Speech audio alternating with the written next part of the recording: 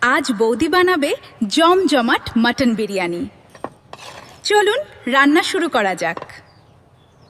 প্রথমে মাটন, দই, আদা, রসুন আর মশলা দিয়ে ভালো করে মাখিয়ে ম্যারিনেট করে নিলাম। এবার বাসমতি চাল গরম জলে গোটা গরম মশলা দিয়ে সেদ্ধ করছি।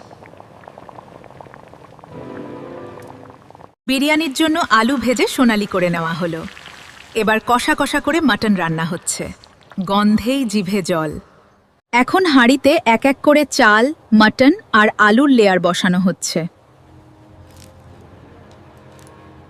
সাফরান দিয়ে দমে বসিয়ে দিলাম।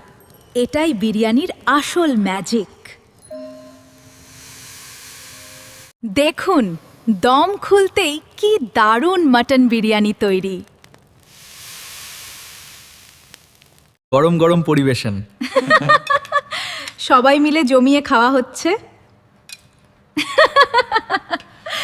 এমন আরও বৌদির রেসিপি দেখতে লাইক, কমেন্ট আর সাবস্ক্রাইব করুন।